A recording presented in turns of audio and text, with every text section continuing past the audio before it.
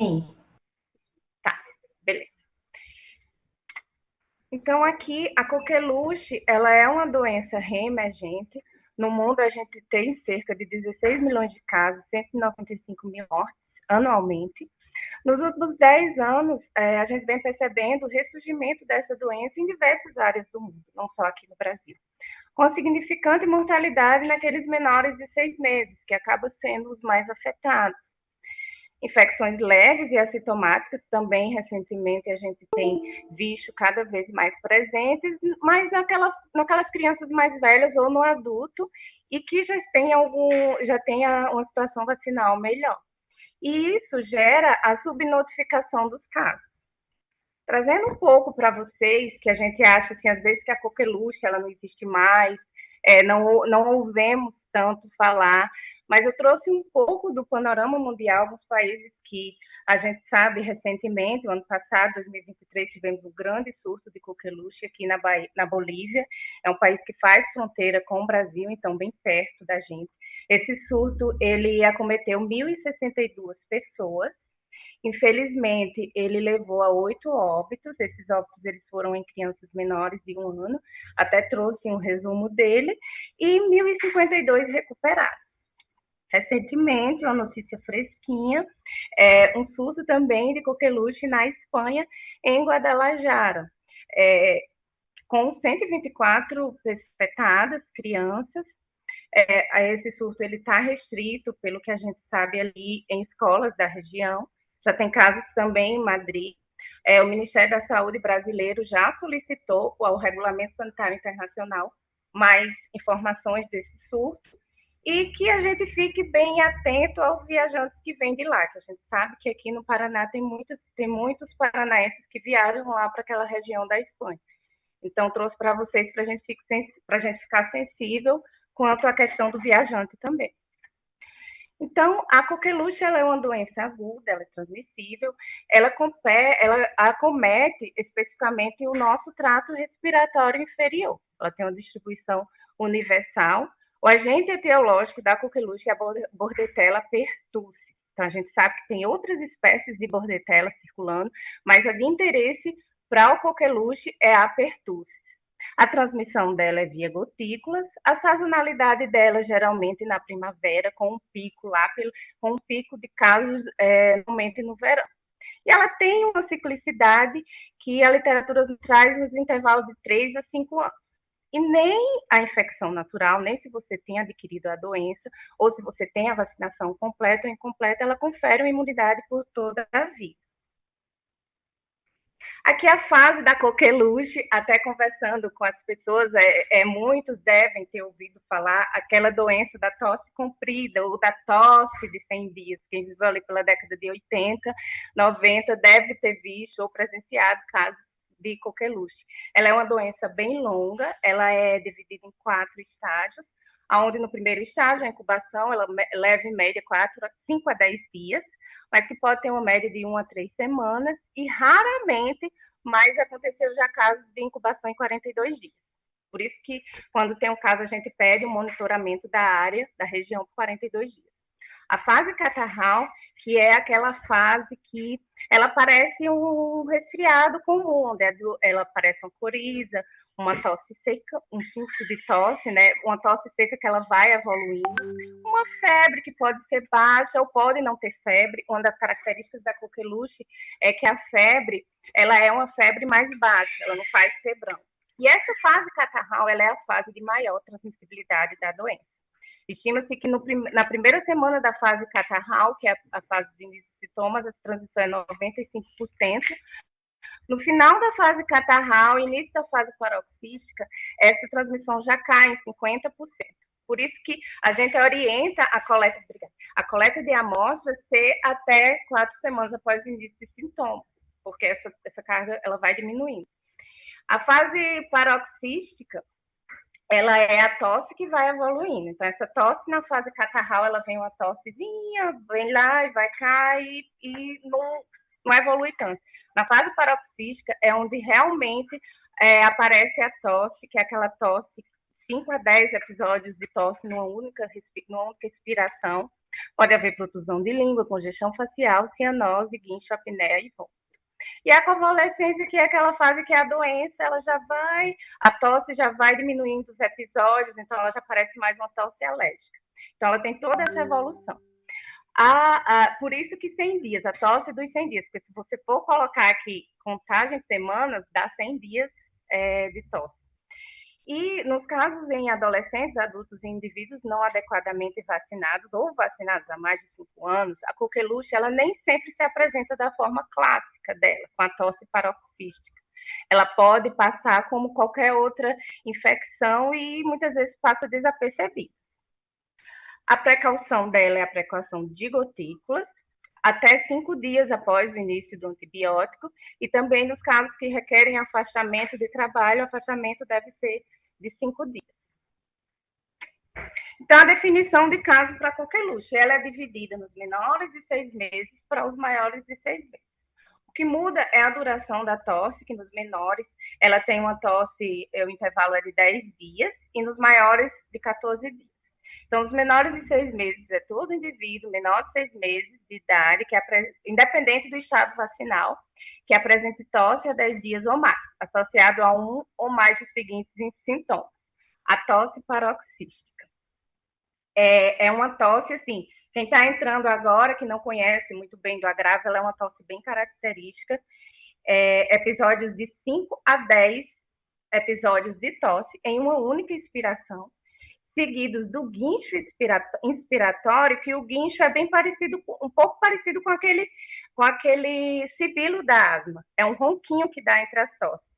A gente falando assim é um pouco difícil de entender. Por isso que eu trouxe esse vídeo aqui com a tosse, essa tosse paroxística da coqueluche, que vocês possam ouvir a Ana, que é do Pequeno Príncipe, que eu sei que está aí, ela é bem acostumada a ouvir aí no hospital, porque ela é bem característica. Então, ela está tossindo, já vem o guincho.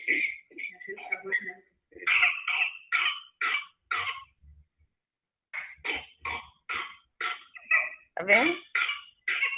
Esse que ela faz entre esse ruidinho, esse ronquinho, é justamente o guincho inspiratório. Esse guincho ele é muito comum nas crianças menores de 6 meses, que dá bem uma agonia, né, essa tosse.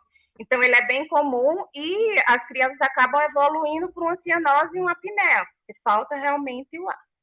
Naqueles maiores de 6 meses, a nossa definição já é aquele que apresente tosse há 14 dias ou mais, associado a um ou mais dos seguintes sintomas: tosse paroxística, guincho e vômito pós-tosse. Além disso, todo indivíduo que ele tenha contato com um caso confirmado laboratorialmente de coqueluche, se ele apresentar tosse de qualquer tipo, ele já entra na definição de caso suspeito. E aí vocês vão chegar para mim e vão dizer: Aninha do céu, em épocas de infecção de via aérea superior, em época de Covid, de influenza, de vírus sincicial, como é que eu vou conseguir definir e até mesmo orientar a diferença de uma definição de caso de coqueluche para de qualquer outra infecção de via aérea superior? Eu trouxe para vocês um artigo bem recente da Up to Date, em que ele fez um estudo caso-controle com 32 crianças hospitalizadas com coqueluche e 92 hospitalizadas com sincicial respiratório e influenza. Desse estudo, eles nos trouxe algumas características que são bem marcantes da coqueluche.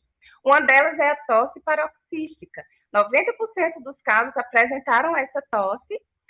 Agora, vale salientar também que 5% dos casos de sincicial e influenza eles também apresentaram, mas uma parcela bem pequena, o que nos faz perceber que a tosse paroxística, ela geralmente é bem característica. A cianose também. E a duração dessa tosse? Que na coqueluche ela vai ter uma média de 11 dias nesse estudo, enquanto das outras infecções ela teve uma média de 30 dias. E a ausência de febre. 80% dos casos de coqueluche não tiveram febre e 50, em contrapartida, 50 não tiveram a febre. Uma característica bem marcante é a evolução da doença. A coqueluche, ela é mais longa. Enquanto uma infecção de via aérea, você tem aquele resfriado, aqueles primeiros dias que são piores, no 7º dia, geralmente, você já está bem. Já na coqueluche, não. Você passa do 7º dia e continua com aquela tosse, a tosse característica, a tosse prolongada. Outra coisa que é bem evidente do vírus sincicial respiratório, por exemplo, e da coqueluche, é o esforço respiratório. Nos casos de bronquiolite, a gente vê o bebê com aquele esforço respiratório ali no abdômen. Na coqueluche, eu não tenho esse esforço respiratório porque o pulmão ele não é tão acometido. Então, o grande problema da coqueluche é a cianose, porque a criança tosse, tosse, tosse, tosse, que parece que o cérebro ele esquece que a criança respire. E isso leva a cianose, e isso leva a uma apneia. Em alguns casos, a gente tem caso até da criança convulsionar por essa tosse. E aqui os critérios de confirmação, que eu estou sempre atrás dos regionais. Vamos lá mudar esse caso, ele não é laboratorial, ele foi um caso clínico, então estou sempre procurando vocês, até para a gente poder analisar melhor o nosso banco a nível de Paraná. Lá no encerramento da ficha do SINAM, a gente tem o encerramento por esses 3 critérios. O critério laboratorial, que é todo aquele que teve a confirmação via PCR, a sorologia e outros métodos. A gente pegou até recentemente o método de painel viral, que a gente não tinha visto, mas eles não são aceitos. A única forma de confirmação por critério laboratorial é via PCR, com a identificação da Bordetella pertussis. Critério clínico epidemiológico são aqueles casos que ele atende à definição de caso suspeito. Por quê? Porque ele teve um contato com um caso confirmado laboratorialmente. E o critério clínico é aquela pessoa que é aquele caso que ele teve uma clínica condizente, ele apresentava lá os sinais e sintomas da definição de caso que eu falei para vocês, e aliado a isso, eu tive um hemograma com uma leucocitose, uma linfocitose, eu tive um raio-x com aquela imagem de coração borrado. Então, esses critérios fazem a gente fechar como critério clínico. E é uma doença, a coqueluche. A gente foi fazer uma análise da série histórica dos últimos 10 anos, onde o critério clínico ele tem sempre sido o critério utilizado no encerramento das fichas. O que não é muito bom, porque a gente acaba fechando tudo por clínico e não realiza a coleta dos casos. O tratamento, a primeira escolha é sempre a ácitro, ele tem um bom espectro, principalmente para aqueles menores de 6 meses. Nos casos em que não é possível, até há 2 anos atrás, a gente teve um desabastecimento de azitromicina por causa do laboratório produtor, não estava produzindo a de 250. Então, nesses casos em que não tem, a gente pode optar pela claritromicina. E ainda tem também, na disponibilidade de medicamentos anteriores, a eritromicina. Nos casos de intolerância a um desses 3, que são os macrolídeos, pode-se utilizar também o sulfametazol com trimetropina. No entanto, ele é contraindicado nos menores de 2 meses. E aqui eu fiz um fluxo para vocês, principalmente o município, quando ele tem um caso suspeito, ele tem que desencadear uma série de medidas. Então, eu fiz aqui para ficar mais claro e simples quando tem um caso suspeito. É importante a gente frisar e salientar que no caso suspeito de coqueluche, o tratamento ele deve ser iniciado imediatamente na suspeita e não na confirmação, como é de outros agravos. Então, o médico que está lá atendendo já iniciar o tratamento com uma das opções terapêuticas que eu trouxe para vocês e realizar a notificação imediata em até 24 horas. Então, o município ou os núcleos de vigilância epidemiológica hospitalar, que a maioria dos casos hoje está entrando via hospitais, algum deles tem núcleos, eles têm que realizar essa notificação imediata em até 24 horas. É importante também a gente salientar para vocês que a coqueluche é uma doença de notificação imediata a nível estadual, então a gente tem que receber essa notificação, até porque ela gera toda uma série de ações que a gente tem que fazer por trás desse caso. Então, a gente orienta, né, as regionais que nos enviem essa comunicação via e-mail mesmo. Logo após a investigação laboratorial, com a coleta do SWAB de NASA, encaminhado para o LACEN junto da ficha do SINAM. O município ele deve realizar a vigilância no local de residência, de trabalho, da escola, ou o local que esse caso convive. Realizar a vacinação, né, com a penta ou DTP, dependendo da idade dos comunicantes, nessas áreas, coletar a secreção nasal, a secreção de nasofaringe, ela deve ser coletada de todos que tiveram tosse, A quimioprofilaxia dessas pessoas deve ser realizada de todos esses contatos e a busca ativa dos sintomáticos respiratórios, sintomáticos daquela região. Nos casos em que o SWAB dá positivo, confirma por critério laboratorial. Dando negativo, descarta o caso ou confirma por critério clínico ou por clínico epidemiológico. Quero lembrar para vocês que um resultado de PCR negativo, ele não vai descartar o caso. Dependendo da clínica ou se essa pessoa ela teve contato com o caso confirmado, a gente pode confirmar esse caso por critério clínico ou clínico epidemiológico. Outra coisa importante é, essa área desse caso confirmado, ela deve ser mantida por vigilância 42 dias após a identificação do último caso confirmado. Então, os municípios que a gente tem caso confirmado esse ano, ele deve estar atento para realizar essa vigilância. Os comunicantes, quem são? São aqueles contatos domiciliares do caso confirmado, que passam a noite no mesmo quarto com pessoas institucionalizadas ou trabalhadores que dormem no mesmo espaço físico, pessoa que tem relação íntima e prolongada, onde há troca de secreções, casos que haja, né, aquelas pessoas que são próximas, mais ou menos 1 metro, que é o que ocorre, o que é bem comum em escolas, creches, pré-escola ou até mesmo no trabalho. Então, a vigilância epidemiológica do município tem que ir atrás desses comunicantes. A quimioprofilaxia, nos menores de 1 ano, ela tem que ter todo o, dependente do estágio vacinal, ela tem que ser realizada. No caso dos recém-nascidos, a gente pede que eles possam ser avaliados pelos médicos. Aqueles entre 1 e 7 anos que não foram vacinados com a situação vacinal desconhecida ou que tenham tomado menos de 3 doses da vacina tetra, penta ou DTP, eles devem receber a quimioprofilaxia. E todos aqueles maiores de 7 anos que tiveram contato íntimo e prolongado com o caso suspeito, e se esse contato foi nos 21 dias que precederam o início de sintomas, ele deve ser também receber a quimioprofilaxia, ou que teve contato com comunicante vulnerável no mesmo domicílio. Aqui eu vou trazer, a partir desse slide, um panorama da nossa situação epidemiológica a nível de Brasil e Paraná. Essa série histórica, ela trouxe um traço a partir de 90, ele faz uma comparação da cobertura vacinal com o número de casos coqueluche. A vacina ela foi introduzida na década de 70. Na década de 80 foi onde ocorreu o boom ali dos casos.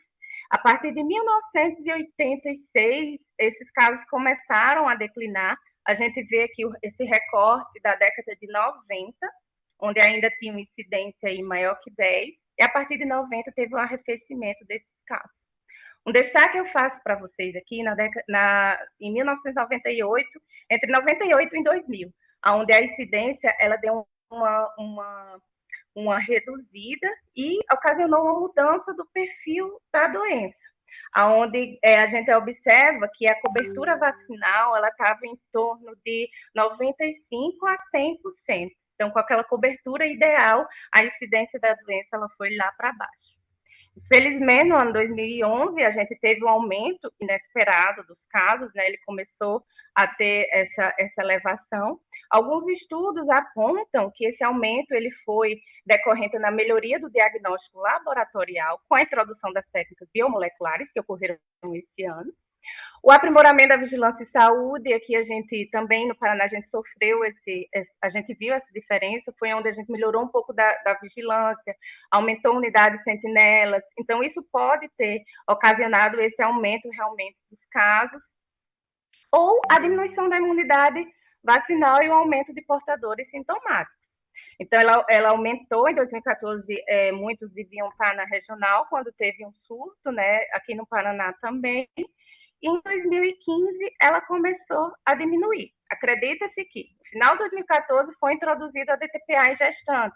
Então ela foi responsável por esse declínio aqui em 2015. Ele se manteve, foi baixando, daí chegou a pandemia e pronto. Aí ninguém pensava mais em coqueluche. Daí os nossos casos, eles foram realmente a incidência baixíssima de 0,1. Trazendo um pouco aqui de algumas variáveis a nível de Paraná, a gente tem o perfil, traçamos o perfil nos últimos 10 anos. É bem semelhante, né? Reflexo também do perfil nacional, sexo, a maioria faixa etária feminina, com 56% dos casos, o sexo. A faixa etária, os casos confirmados prevalentes na faixa etária menor de 1 ano. A incidência bem característica igual o que eu acabei de falar para vocês, o panorama nacional, também com aquele pico em 2014, depois ela foi diminuindo, chegando agora, o ano passado, a 0,1. E aqui um recorte do número de casos e pelo critério de confirmação. A gente vê que todos os anos o critério clínico ele foi prevalente em relação aos outros critérios. Então, não foi realizado muito a coleta laboratorial. O ano de 2000, a gente vai falar para vocês sobre a questão da confirmação laboratorial, mas o ano 2019 foi o último ano que a gente teve confirmação laboratorial. Então, a partir de 2020, 21, 22, 23, foram todos critérios de encerramento clínico ou clínico-epidemiológico. O ano passado, 2023, não teve nenhum caso confirmado laboratorialmente. Os casos confirmados foram todos por critério clínico. Aqui, a comparação das unidades, os casos confirmados que foram notificados pelas unidades sentinelas, em comparação com as outras unidades notificadoras. Felizmente, as nossas unidades sentinelas, elas acabaram, até porque elas são poucas e não representam todo o estado do Paraná, acabaram tendo um pequeno percentual de coleta em relação às outras unidades. Aqui, a distribuição no Paraná, né, a gente tem casos confirmados em quase todos os municípios paranaenses, né, e a maioria dos casos se encontram, claro, na região de Curitiba, onde há bem mais a unidade hospitalar e também de população.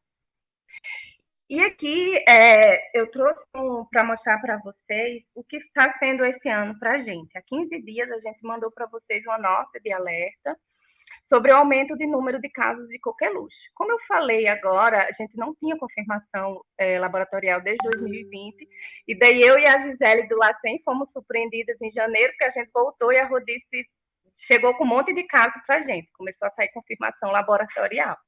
Então, daí a gente já começou a conduzir uma série de ações junto com a 2ª Regional de Saúde, e até um agradecimento pela Dani, que me ajudou a ter esses dados em tempo oportuno, para a gente até realizar as ações de vigilância e poder ver como é que está esse cenário. Então, em janeiro, na semana 2, né, foi percebido um aumento dos casos notificados por uma de nossas unidades sentinelas, da 2ª Regional de Saúde, com confirmação laboratorial. Tivemos 7 casos, na verdade, tivemos 10 casos confirmados. Destes 7 foi laboratorialmente e 3 foram confirmados por critério clínico epidemiológico. Hoje nós temos apenas 2 casos suspeitos. Então, esses casos eles eram mais do sexo feminino, né? 8 casos femininos e 2 eram masculinos. E a faixa etária e o esquema vacinal dessas pessoas. Os menores de 1 ano eram 5, e 3 estavam com a vacinação em dia para a faixa etária, e 2 não tinham situação vacinal porque eles eram pequenininhos, tinham 1 mês de idade. As outras etárias, 4 a 12 anos, os 2 estavam vacinados, 13 a 18, a pessoa estava vacinada com a vacina completa, e 30 a 49 também. Esse acima de 50 anos, ele não tinha comprovação vacinal.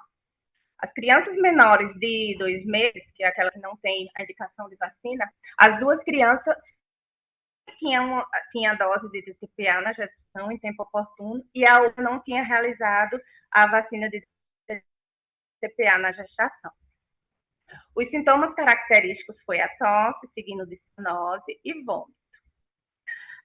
Os que eles tiveram início por data de início de sintomas no dia 29 de dezembro. Daí veio 29, 30, 31, depois dia 4, depois a gente veio lá para o dia 20. Então, a gente teve esse vazio aí nessas datas entre 5 e 20 de janeiro, que a gente sabe que pode ter sido decorrente da ausência de diagnóstico, ou até mesmo como a doença ela se comporta de uma maneira diferente nos jovens e nas pessoas adolescentes, ela pode ter passado desapercebida e não ter tido coleta. Aqui um georreferenciamento desses casos, né, onde eles ficaram distribuídos na 2ª Regional de Saúde, no município de Curitiba. Eles não tiveram uma proximidade da gente poder dizer que foi em algum bairro específico, alguma região específica. Eles ficaram distribuídos ali, Santa Quitéria, em Curitiba, Cajuru, em Curitiba, e Atuba, lá na Zona Norte, né?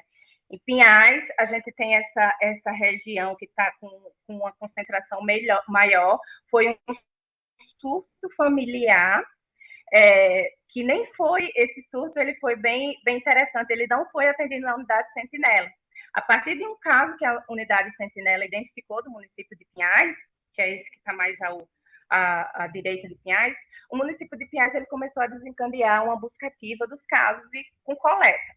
Aí a regional nos entrou em contato, a gente autorizou que o município fizesse a coleta em tubo, sem ser coleta para cultura, né, só para o PCR, e daí ele identificou esse caso de surto familiar numa criança que procurou o serviço de saúde e uma criança de 1 ano, e daí no rastreamento, na investigação epidemiológica, achou o irmão e a irmã, a mãe tem apresentado tosse, então foram 5 casos confirmados, desde 2 laboratorialmente e 3 critérios clínicos epidemiológicos. Outro caso, ele foi ali no começo, esse mais aqui, que está aqui, no município de São José dos Pinhais. Então, hoje as nossas coletas hoje, desde 2016, por ali, elas estão sendo orientadas a ser nas unidades sentinelas, que são nesses hospitais aqui, a gente tem 25 unidades sentinelas por regionais de saúde.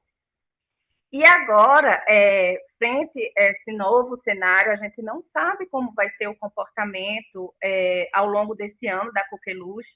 A gente já esperava, desde 2019, ali, 20, a gente esperava que ocorresse pela tendência da doença, que tivesse um aumento ali. Só que veio a pandemia e acabou atrasando. Então, a gente espera que a gente possa ter um retrato melhor da coqueluche no Paraná, ampliando essas áreas de coleta, que ela não fique só na sentinela. A nossa proposta é que as unidades sentinelas elas façam a coleta para o PCR e para a cultura, mas que as outras unidades de saúde elas possam fazer a coleta só do PCR. E isso aí a Gisele vai passar para vocês o melhor de como vai ser essa orientação. É uma proposta nova, até no final a gente pode depois ouvir vocês e saber o que é que vocês acham. Não há impedimento, né, do LACEN de receber essas coletas, a gente vai articular mais na frente. E eu vou passar a palavra agora para a Gi, porque daí qualquer dúvida vocês me perguntam no final.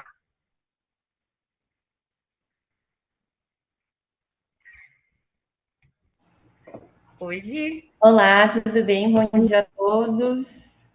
Eu vou compartilhar aqui.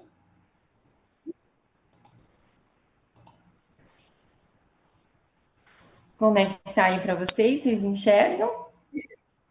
Ainda não. Não? Agora? Não também? Não.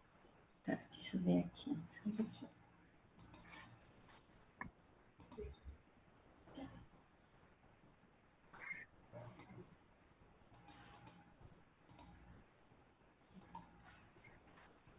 Agora vejo. Não,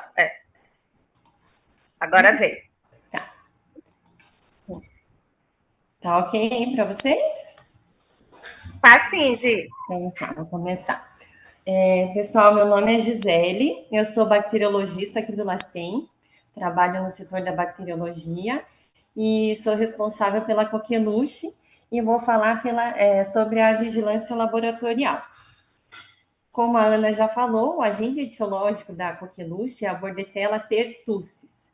Existem outras espécies de Bordetella também, a Parapertussis, Olmese e Bronquicéptia, que causam uma coqueluche, sintomas bastante parecidos, só que bem mais leves que a Bordetella pertussis. Esse gênero de bactérias, eles são Coccobacillus gram-negativos, então aqui a gente vê uma imagem ao gram, né? É uma bactéria bem miudinha, pequena, delicadinha, ela é imóvel, fastidiosa e de crescimento lento. Por que fastidiosa? Ela é muito sensível a diferenças de temperatura, diferenças de umidade. Aí você já começa a entender a dificuldade da cultura, né? Com o isolamento dela. Outra coisa também é que ela tem um crescimento muito lento. É isso que faz com que a cultura seja um exame demorado, né? Que demora para sair. Quando a gente fala de diagnóstico laboratorial, a gente tem que falar também sobre as fases da doença, até para entender por que a gente tem muita cultura negativa, por que mesmo com sintomas o paciente vai ter um PCR negativo, né? E a gente vê ali que a cultura ela vai ser positiva até a segunda semana apenas, né? E no começo é muito difícil se pensar na coqueluche, porque os sintomas são muito inespecíficos. E como os vírus respiratórios são muito mais frequentes, sempre vai se pensar em uma virose, né, do que uma coqueluche. O PCR veio para ajudar muito, né? Pense que a gente acaba ampliando para 4 semanas. Então, a gente consegue pegar o começo daquela fase paroxística, né? Que é mais característica da doença. Por isso que o PCR, além de outros fatores, acaba sendo muito mais importante ali para o diagnóstico, acaba ajudando bastante laboratorialmente. A sorologia, apesar dela estar mostrando ali no gráfico, né, que da segunda semana em diante eu consigo utilizar a sorologia, existem várias limitações quanto ao uso da sorologia que eu vou apresentar mais para o final da apresentação. Sobre a coleta e o transporte, então seria a secreção ou aspirada de nasofaringe. Hoje em dia é muito fácil de falar de coleta de secreção de amostra para coqueluche, né? Porque com a pandemia, acho que todo mundo treinou bastante, todo mundo sabe como é feita essa coleta. Mas, gente, é muito importante que essa coleta seja profunda, né? Acho que todo mundo foi submetido a uma coleta de nasofaringe, sabe que é desconfortável. A gente vai ter lacrimejamento, e é importante que se observe isso, né? Realmente essa coleta tem que ser profunda, ela tem que tocar a parede posterior da nasofaringe, para que a gente aumente a chance de detectar essa bactéria que é tão difícil da gente conseguir, né, um resultado positivo. Então, a gente vai usar um suave fino, estéreo e de rayon, e utilizar o meio de transporte. O meio de transporte é o Regan Loe em tubo. Então, a gente vê a imagem dele ali. É um meio bastante escuro. Por que ele tem essa coloração preta? Porque ele é com carvão. Então, além do carvão, ele tem amido também. E esses compostos, eles são importantes para neutralizar ácidos graxos e peróxidos, que são substâncias tóxicas para a bordetela. Tem sangue de carneiro, que seria o suplemento, porque essa bactéria é bastante exigente nutricionalmente, então precisa do sangue de carneiro. E além disso, ainda tem cefalexina, que é um antibiótico, para que se consiga inibir toda a microbiota normal da nasofaringe, né? E a gente consiga isolar só a bordetela. Esse tubo de Regan-Loe, ele tem que ser armazenado em geladeira, de 2 a 8 graus, até o momento do uso. Por quê, gente? Porque, como eu disse, é um meio bastante rico. Sangue de carneiro, se você respirar perto dele, vai crescer qualquer coisa. Se deixar um pouquinho exposto ao ambiente, cresce de tudo. Então, é um meio muito rico. Se a gente deixar isso a temperatura ambiente, vai crescer um monte de contaminante, que vai prevalecer e a gente não consegue isolar a bordetela. Outra coisa é que se você mantém esse tubo a temperatura ambiente, vai ter a cefalexina, que é um antibiótico, ele vai ser degradado, então já vai prejudicar a seletividade do meio. E até isso que justifica essa validade bastante curta do Regan-Loe, né? Apenas 3 meses de validade.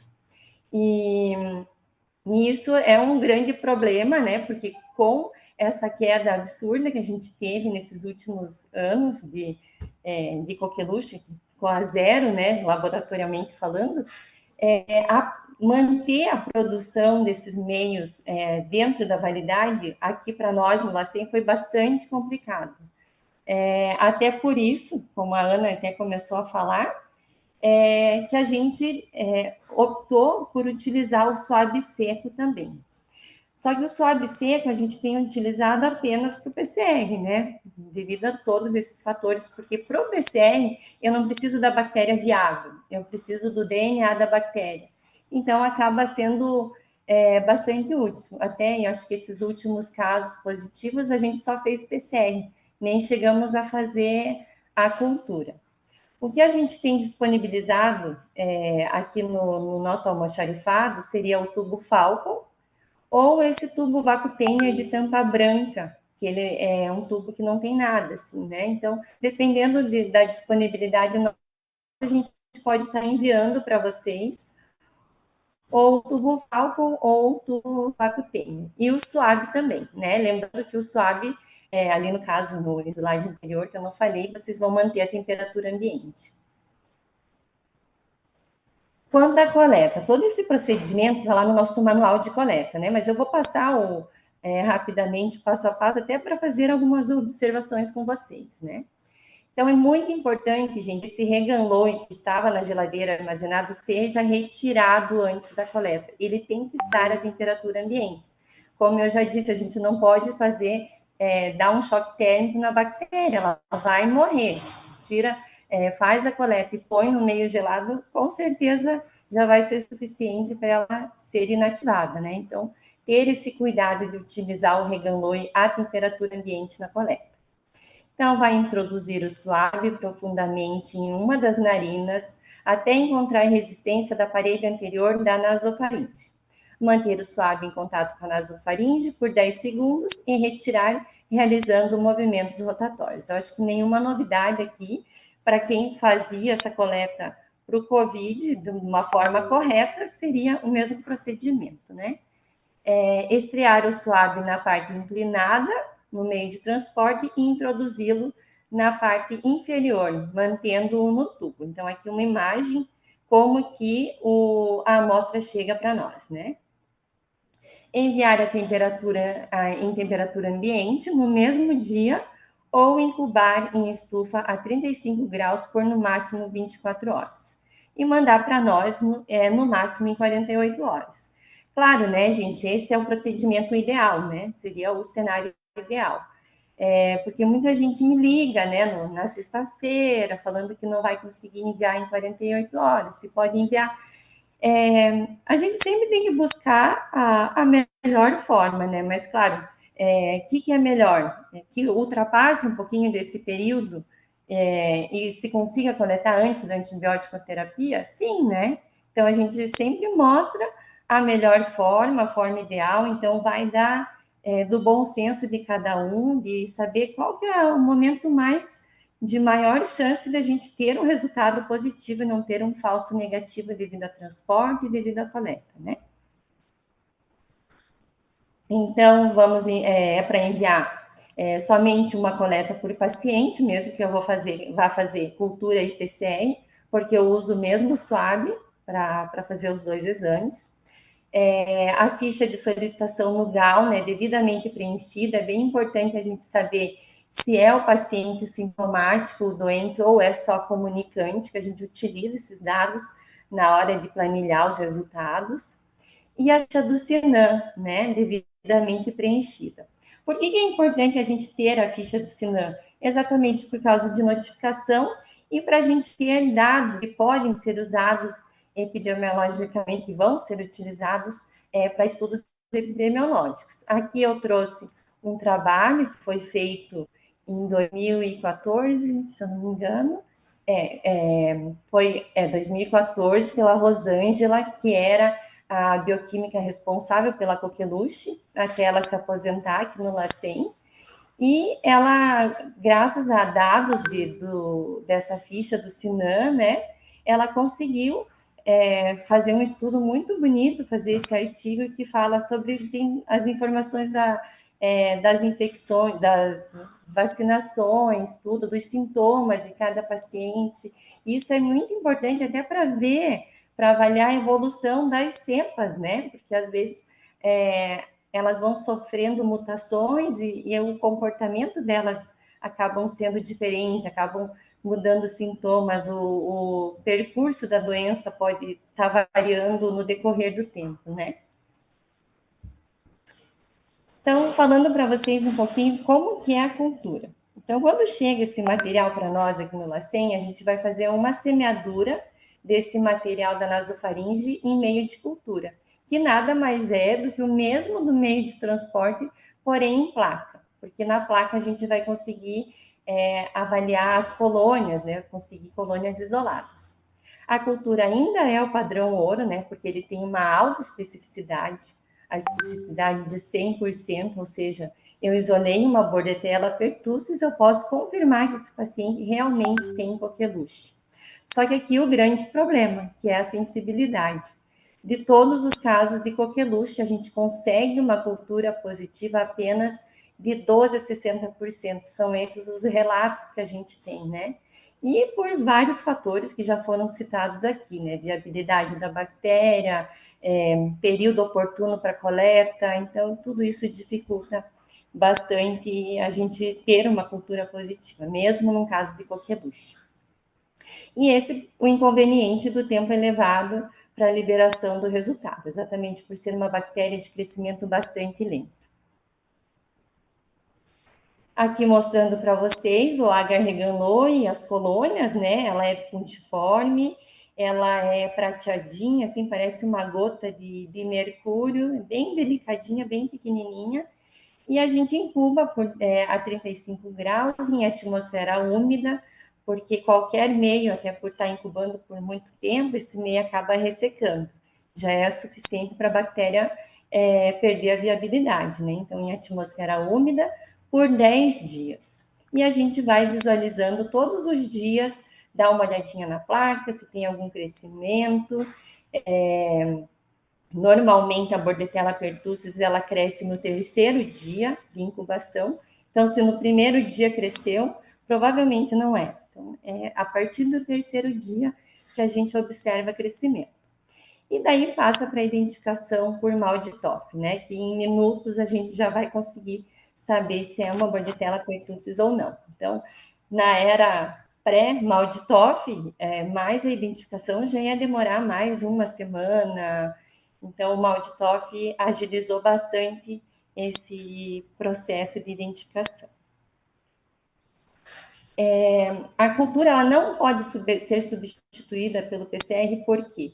Porque a gente precisa da colônia isolada, da colônia de Bordetella pertussis para fazer caracterização epidemiológica, para fazer caracterização antigênica e para teste de sensibilidade também. Só com o resultado de PCR a gente não consegue.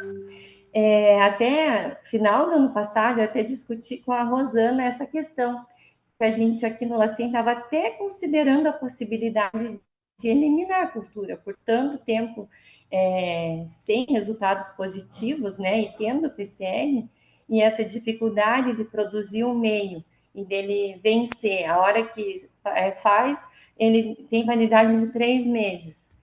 Daí, durante esses 3 meses, manda os meios para as unidades. Durante os 3 meses, não aparece nenhuma suspeita de coqueluche. Joga tudo esse meio fora, tem que produzir de novo, né? Então, essa foi uma complicação que a gente considerou. Só foi pensar em eliminar a cultura que voltou a ter caso positivo. Então, agora a gente conseguiu normalizar a produção até por causa da importância e a gente continua insistindo em conseguir isolar a bactéria, né? Aqui, voltando àquele trabalho também, aquele artigo, só para mostrar para vocês que foi feito também na época, se eu não me engano, foi em 2007, 2013, esse trabalho, onde se conseguiu isolar 99, trabalhar com 99 cepas de Bordetella pertussis, porque muitas delas, após congelamento, elas também perderam viabilidade e não foi possível trabalhar com elas. Mas nesse trabalho, conseguiu-se observar que existiam 8 clones circulantes, né? E tudo isso é uma informação muito importante epidemiológica, para saber a variação até para vacinas, né? Então, como é importante a cultura, como é importante a gente conseguir isolar a bactéria para saber qual tipo de cepa que está circulante, se a vacina que vigente ela é eficiente para a cepa que está circulando, né? Então, é bastante importante essa parte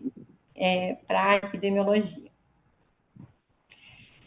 O PCR, como eu já falei, né, ele tem um maior período de detecção, então ele é muito útil, né?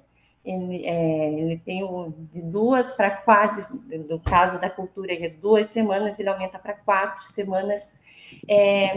ele é menos influenciado pelas condições de coleta e transporte, então, mesmo que tenha uma quantidade de Bordetella pertussis menor e que o transporte talvez não tenha sido tão adequado, a gente vai conseguir detectar no PCR, porque mesmo que a bactéria tenha perdido a viabilidade, o DNA dela está lá, então a gente consegue detectar.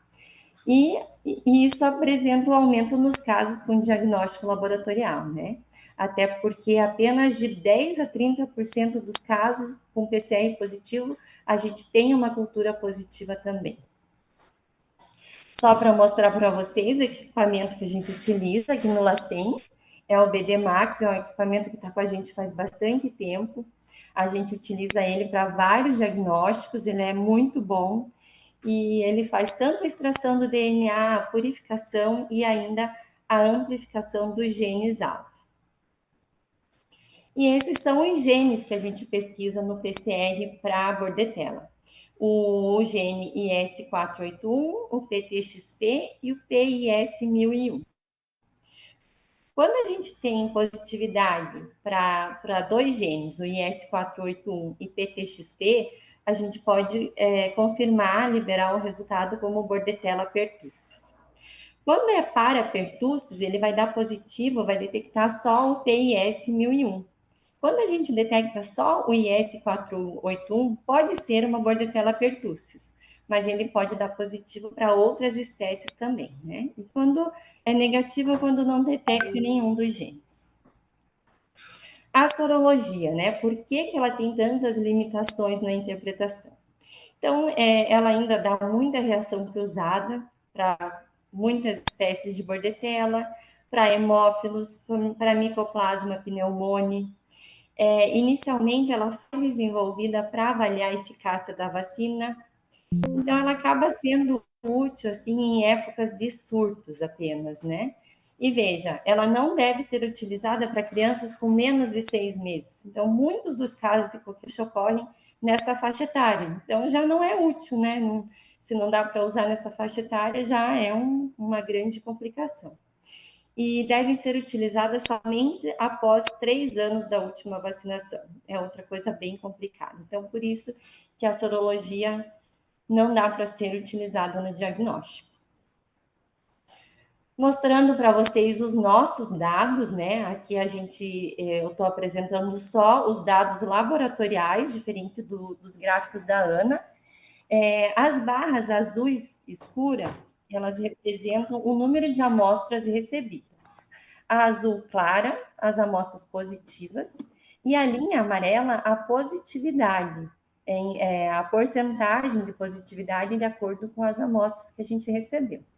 Esses dados são de janeiro de 2017 a janeiro de 2024. Ele desconfigurou ali embaixo as datas, mas o que eu queria mostrar para vocês nesse gráfico é o perfil epidemiológico, né, que ele é sazonal. Então, vai ser da primavera ao verão, os casos positivos. Aqui a gente consegue ver bem, né? Ainda lá antes de janeiro de 2020, quando a gente tinha casos positivos, que os picos ocorriam exatamente em janeiro, né? Diferente dos vírus respiratórios, né? Que eles têm uma sazonalidade no inverno, são doenças mais de inverno. E outra coisa que os sintomas da coqueluche tem períodos mais longos, é uma coisa que a Ana já falou também, né? Que é um período longo, o que vai ajudar na diferenciação de uma infecção respiratória viral da coqueluche. E daí a gente teve esse período ali de janeiro de 2020 até julho de 2023 sem nada de positividade. Então teve uma queda absurda no número de coletas, né? Veja, comparando antes disso, tanto da amostra que a gente recebia e, nossa, diminuiu demais, assim, né? A quantidade de amostra recebida. E positividade zero.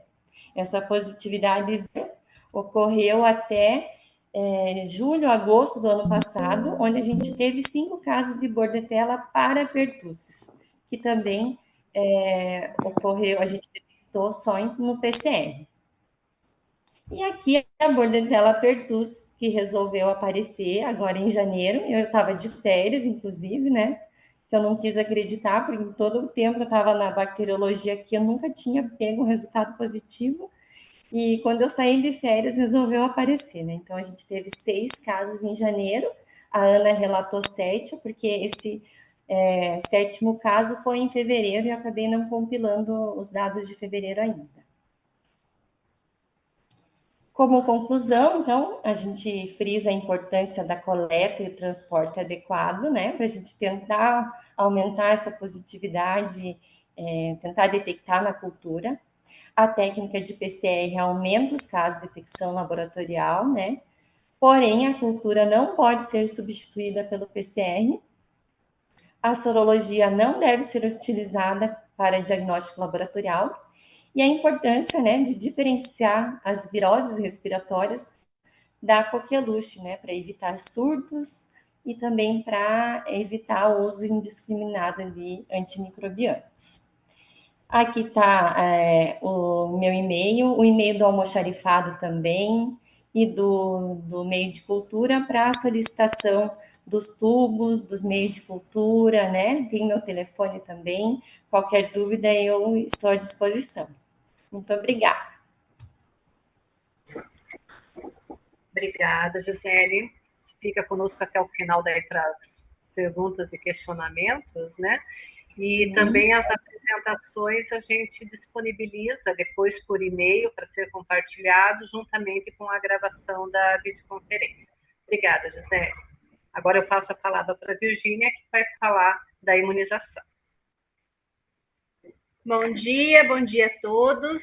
Então, conforme a Rosana já me apresentou, meu nome é Virgínia, atuo nesse momento na Coordenação Estadual de Imunização e nós estamos aqui, né, para apoiar esse movimento, para dar esse alerta sobre a vigilância da coqueluche e a gente gostaria também de reforçar algumas questões relacionadas à vacinação. Então, eu vou compartilhar aqui minha apresentação, peço só um minuto.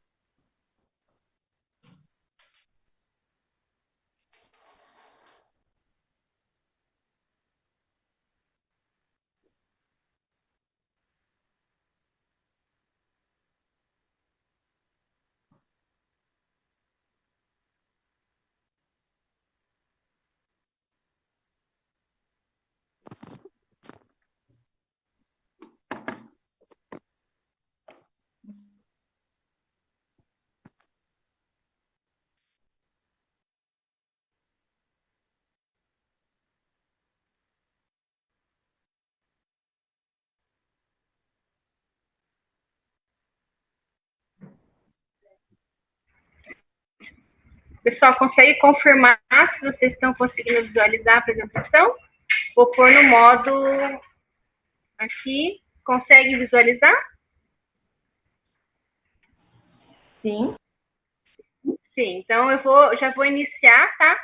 Falando aqui que a prevenção da coqueluche ela está diretamente relacionada com a vacinação, né? Então, dentro das doenças imunopreveníveis, nós temos vacinas, né? Então, contra a coqueluche, a gente quer reforçar isso para vocês, mas a gente só vai ter a proteção individual e a imunidade coletiva se a gente tiver altas coberturas vacinais.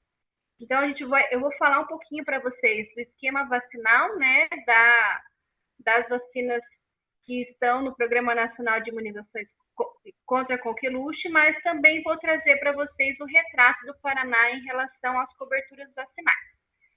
Então, inicialmente falando um pouco da vacina, nós temos, né, 3 vacinas disponíveis contra a coqueluche. A primeira delas que a gente traz aqui é a vacina pentavalente, né? Então, ela vai proteger contra penta, porque são 5 componentes. Então, tetradifteria, coqueluche, hepatite B e o Haemophilus influenza tipo B também estão contempladas nessa vacina. Então eu vou voltar. Gente, se vocês não se importarem, eu vou deixar sem colocar no modo apresentação. Tá conseguindo ver agora? Tá no slide 2. 3. Sim, obrigada. Então, a vacina pentavalente, o esquema dela são 3 doses, né, sendo preconizadas para os 2, 4 e 6 meses de idade. O intervalo mínimo, né, a gente tem que seguir, que são 30 dias, mas o recomendado são 60. Né? Então, 2, 4 e 6 meses de idade.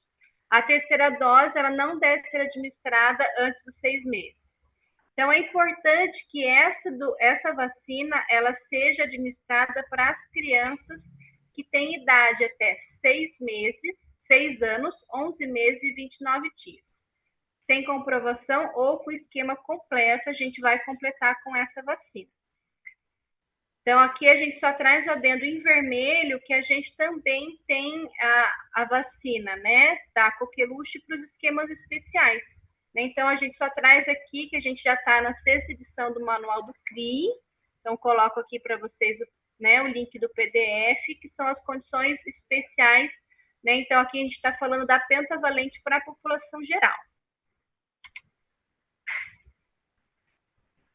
Então, aqui sobre o nosso histórico de cobertura vacinal, eu gostei muito, né, do gráfico ali que a Ana trouxe, né, da incidência da doença em comparação com, né, os níveis de cobertura vacinal, os índices de cobertura vacinal. Aqui eu trago para vocês um retrato do Paraná de 2017 até 2023.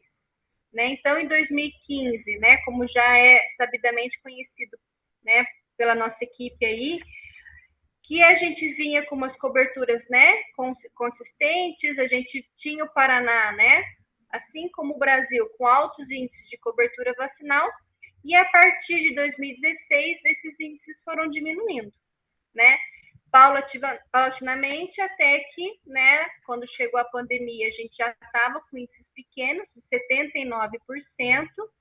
Na pandemia, né, a gente teve um reflexo muito significativo nas coberturas, e em 2022 e em 2023, a gente fala que nós estamos no momento de recuperação.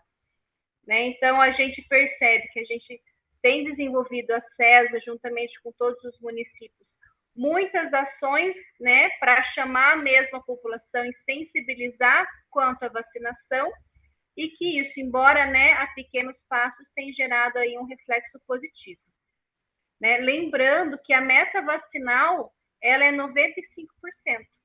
Então, 95% da população de crianças, né, menores de 1 ano de idade, elas têm que estar vacinadas, né, com a pentavalente, para que a gente tenha aí uma proteção consistente. Em relação à cobertura vacinal, trago aqui para vocês dados de 22 e 23 para as regionais de saúde, né? Então, repetir o dado, gente, está errado esse gráfico. Aqui é 22 e aqui deveria ser 23. Depois eu vou consertar a apresentação e repasso para vocês, tá? Deve ter sido algum erro na formatação ali, mas aqui, né, a gente não vai conseguir apresentar, mas em 22 a gente consegue ver o mapa ali do Paraná, né, que a maior parte das nossas regionais de saúde estão com uma cobertura de 70% a menos de 95%. Então, a gente tem aí em 22, 3 regionais de saúde que estão com coberturas satisfatórias, né? Então, a 4ª, a 8ª e a 10ª regional de saúde, que estão em verde, né? Então, atingiram a meta preconizada pelo Ministério da Saúde. E a gente traz um alerta aí para a 1ª regional de saúde, que está com uma cobertura abaixo de 70%. Né? Então, estão com os índices ali de 50% a 70%. Infelizmente, a gente teve essa desconfiguração no slide, mas depois a gente pode, né, fazer essa correção, mas em 2023 a gente tem uma melhora do cenário, né, onde a gente tem mais regionais em verde. Dando continuidade ao esquema vacinal, né, das crianças, a gente tem os reforços. Né? Então, a vacina pentavalente, ela é constituída de 3 doses e é preconizado para que todas as crianças até 7 anos, né, até 6 anos, 11 meses e 29 dias, façam 2 reforços. Então, o reforço ele é feito com a vacina DTP, né? Então, ele tem 3 componentes: difteria, tétano, né, e o pertussis, né, que vai proteger contra a coqueluche. Então, nós vamos administrar 2 reforços, o primeiro aos 15 meses de idade e o segundo aos 4 anos. Né? Então, a gente só traz aqui algumas particularidades, né?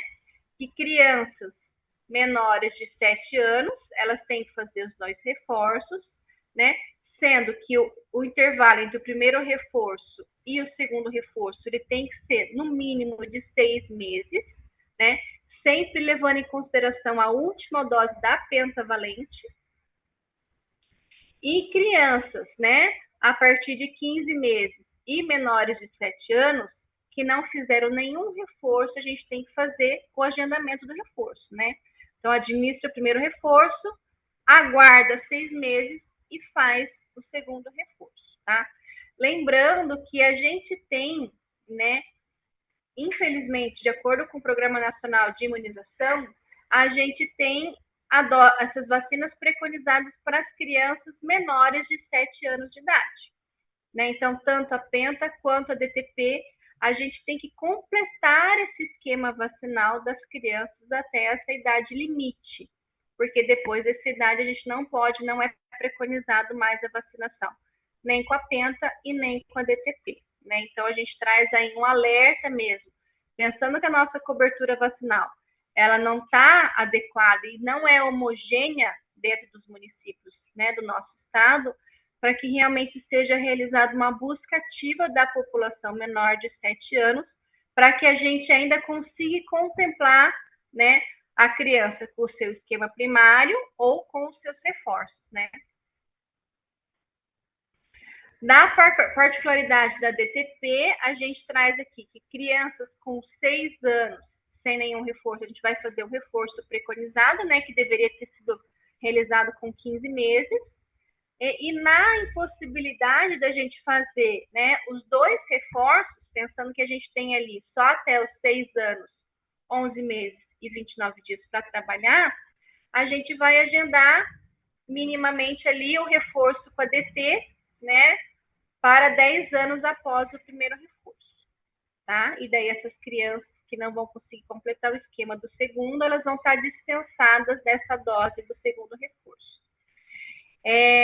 Eu acho que é importante a gente também alertar, né, que nos casos aí de coqueluche, a gente tem que vacinar os contactantes, né? Então, a gente tem que fazer a busca ativa aí dos contactantes familiares e escolares, né, menores de 7 anos de idade, para que a gente faça, né, atualização vacinal.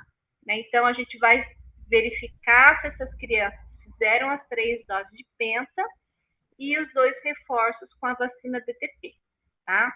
Então, como eu já mencionei, a gente contraindica tanto a penta quanto a DT para as crianças acima de 7 anos de idade.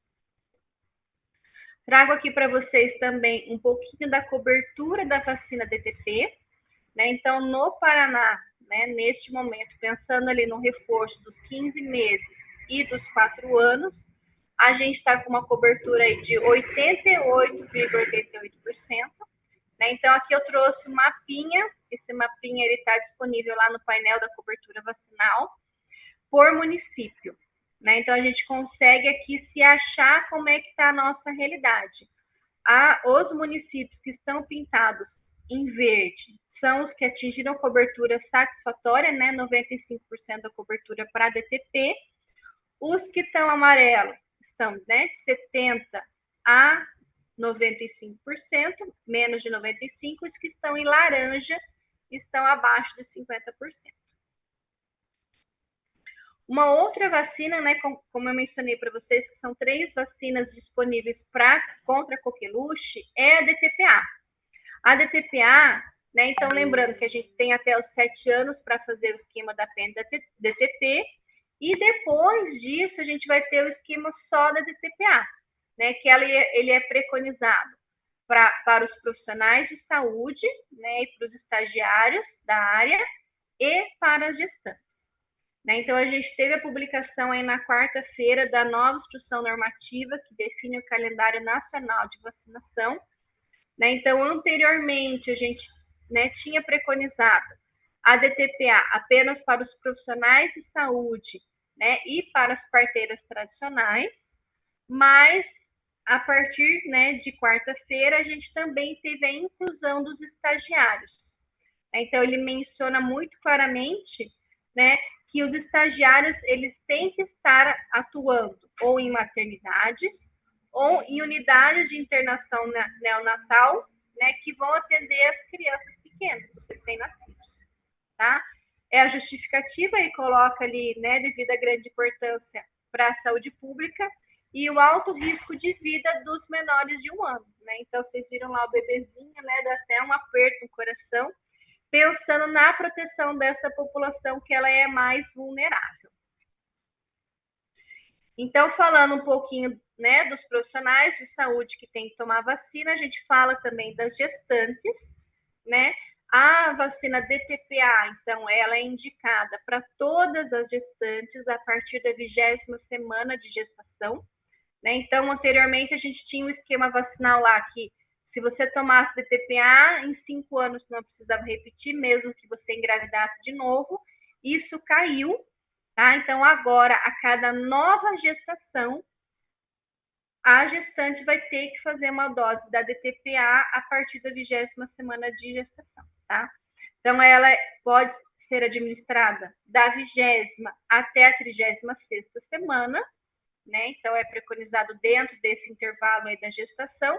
Se ela não realizou essa vacinação até a 36ª, ela vai retornar no momento do puerpério, tá? Então, para aquelas gestantes que perderam a oportunidade de vacinar dentro desse período, é preconizado uma dose da DTPA no puerpério, né? Sendo o recomendável o mais precocemente possível para proteger esse recém-nascido, que vai conseguir receber a pentavalente apenas, né, a partir dos 2 meses de idade, ou até, né, 45 dias após o parto, essa gestante tem direito à vacinação. A gente traz aqui um esquema só de exemplificar, né, da situação da gestante. Então, se ela não tem esquema nenhum de vacinação contra a coqueluche, né, com DTP, ela vai fazer 3 doses, sendo a primeira de DT, a segunda de DT e a terceira de DTPA, né? Lembrando que o intervalo ali de D1 e D2 é 60 dias, mas se ela, né, já tiver com 20 semanas, ela já vai iniciar o esquema com DTPA, tá? Então, a gente só traz aqui o escalonamento, né, de forma exemplificada de como que deve ser feito, mas se ela já chegar, né, no serviço com 20 semanas, a gente já vai fazer DTPA e o esquema de 3 doses, a gente vai continuar com a DT, tá? Então, aqui também, só para exemplificar, se ela tiver o esquema completo, com 3 doses de DT, a gente só vai fazer a DTPA a partir da 20ª semana. Aqui eu trago um pouco do comportamento da vacinação, né, da DTPA, né, lembrando que agora, né, com o novo painel do Ministério da Saúde, que foi divulgado a partir de dezembro, a gente não tem ali a proporção de gestantes vacinadas, né, e sim adultos vacinados, né? Então, ali ele traz gestantes e profissionais de saúde. A gente tem uma cobertura aí de 82,19%, né? Então, a gente pede aí atenção principalmente para os municípios aí, né? A gente tem aí 4 municípios em vermelho e também para os municípios em laranja aí que tem uma cobertura inferior a 50%, tá? Eu queria só voltar aqui para os profissionais de saúde para relembrar que os profissionais de saúde, eles podem receber, na verdade, devem receber a DTPA independente dos 10 anos, né? Porque a gente está muito acostumado com a vacina DT, que a gente faz lá. Não, o esquema a gente tem que fazer o reforço a cada 10 anos ou 5 anos se a gente tiver um ferimento grave, né? Com a introdução da DTPA para todos os profissionais de saúde, todos estão aptos a receber a vacina, né? Independente da temporalidade ali da DT, tá? Então, a gente não tem que esperar mais os 10 anos para realizar a vacinação da DTPA, né? Então, é uma dúvida muito comum, né, das equipes de imunização e dos vacinadores aí em relação a essa aplicação da DTPA. Lembrando, né, que se o profissional finalizou o esquema de 3 doses ali com a DT, ele tem que aguardar 60 dias para fazer a DTPA, tá? Então, a gente só tem minimamente esse intervalo aí se o esquema for muito recente. Mas a gente, né, corrobora que essa questão de você aguardar os 10 anos do esquema completo do profissional para daí fazer o reforço, próximo reforço com a DTPA, isso não existe. Tá? Então, a partir de 60 dias da última dose, ele já está incluído no esquema da vacinação da DTPA. Tá? Então, agradeço aí a oportunidade, a parceria aí com a equipe da DVTR, né? Agradeço a nossa coordenadora, a Cássia, e a gente fica à disposição aí para os questionamentos. Obrigada.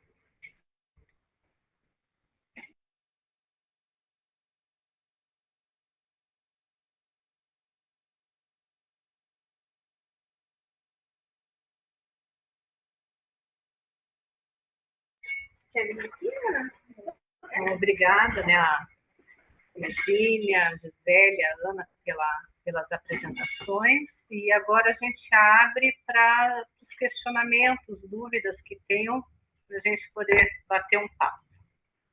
A gente vai dar uma olhadinha aqui no chat também para ver se tem alguma pergunta.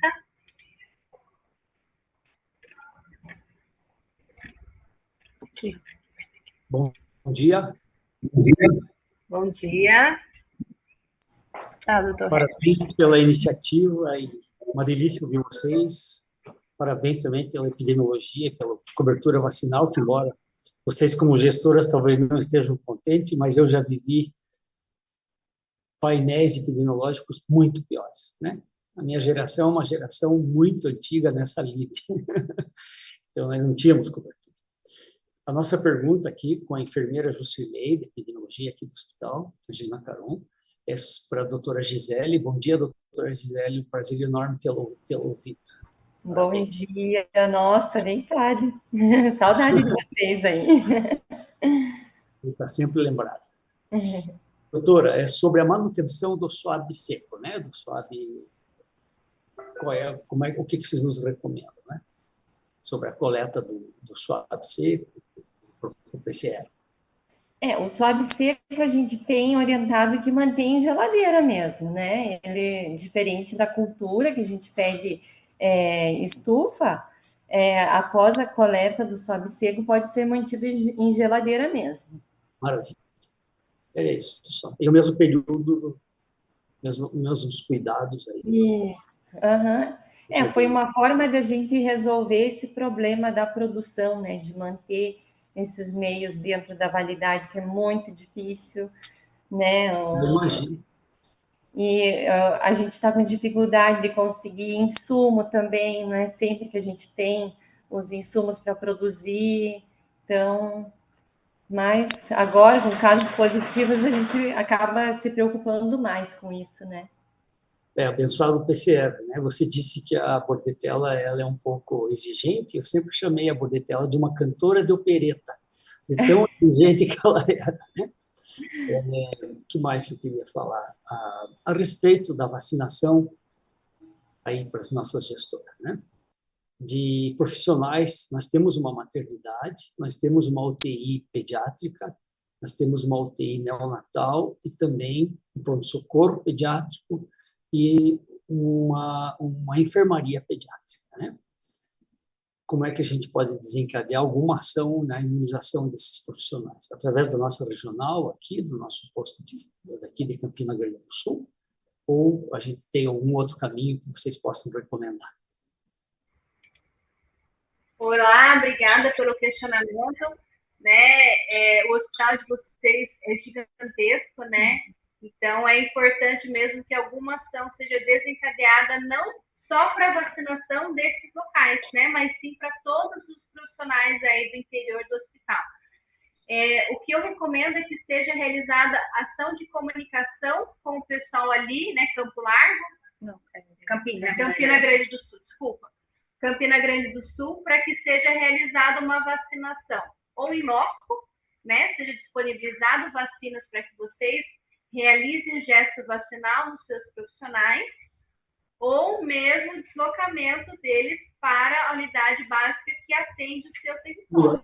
Né? Pensando na sua dimensão, né, o ideal seria que fosse realizada uma vacinação em loco para atender, né, todas as equipes, todos os plantões.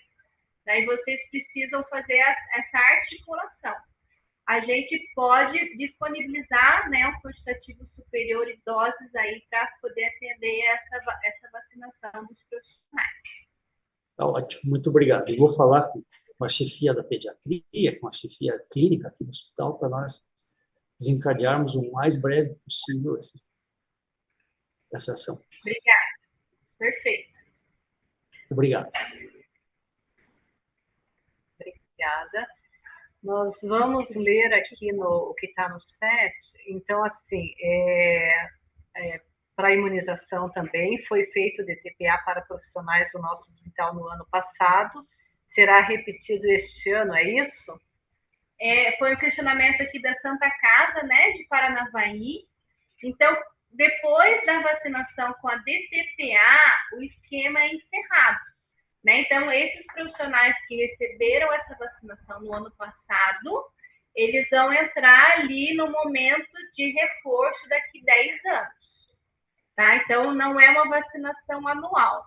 Então, o que eu mencionei é se por acaso ele fez o esquema de DT, e daí você não aguarda os 10 anos para fazer DTPA, mas a partir do momento que esse profissional já finalizou o esquema de 3 doses, já fez a DTPA, nós vamos aguardar aí 10 anos para fazer o próximo reforço.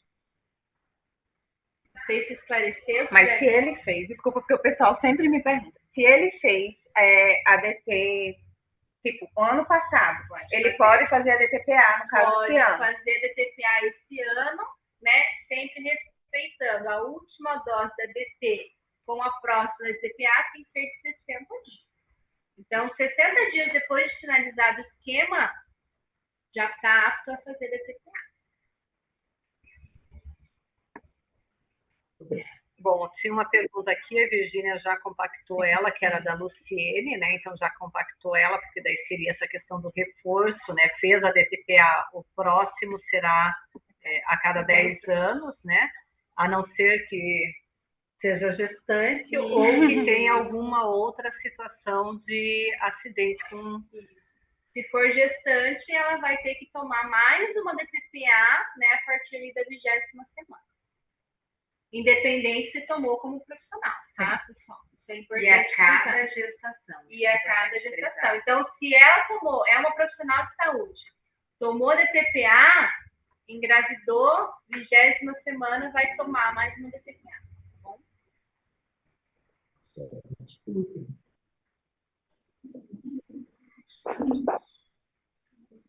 Ok.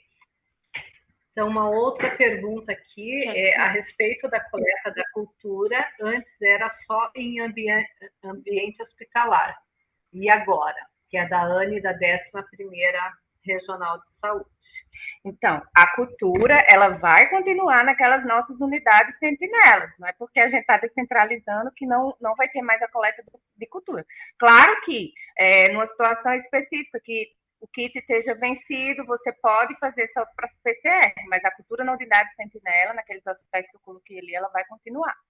O que vai mudar é que as unidades de saúde, UPAs, unidades básicas, elas podem fazer a coleta para PCR no tubo C. Algum complemento, Gisele? Ana? Não, acho que é isso mesmo.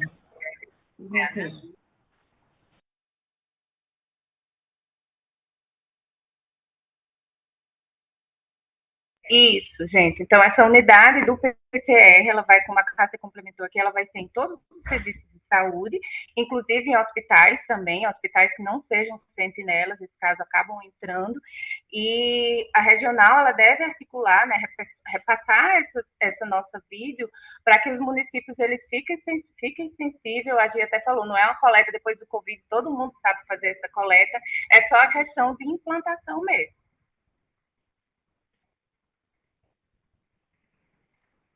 Bom, daí nós temos uma pergunta aqui, né? Foi, na verdade, o Daniel aqui só não entendi como pergunta, mas só reforçando essa questão da coleta PCR nas demais unidades e nas sentinelas continuar sendo PCR e cultura. Então, a Ana acabou de falar. É isso mesmo. E Você sobe de rayon, usa, sim, sobe de rayon também. Daí tem uma outra. Armazenamento da coleta para PCR em geladeira por quanto tempo até envio para o LACEN? Usa o mesmo procedimento ali, enviar para a gente dentro das 48 horas também, né? Porque assim que chega aqui, a gente transfere esse material para um conservante, que é o próprio do tubo do BD Max, que ele vem já com líquido conservante, a gente já transfere esse suave para esse tubo. Então, a bactéria, mesmo que ela perca a viabilidade, mas o DNA fica conservado, né? Ele não degrada o DNA, porque tem esse cuidado também. Então, também tem que enviar o mais rápido possível para nós. Obrigada. Aqui no chat nós não temos nenhuma pergunta mais. Se alguém tiver e quiser fazer, né, ainda conseguimos. Mas de antemão eu quero agradecer a presença de todos, né? Agradecer a Ana novamente, a Gisele, a Virgínia, né? A doutora Cássia que nos apoiou nessa vídeo.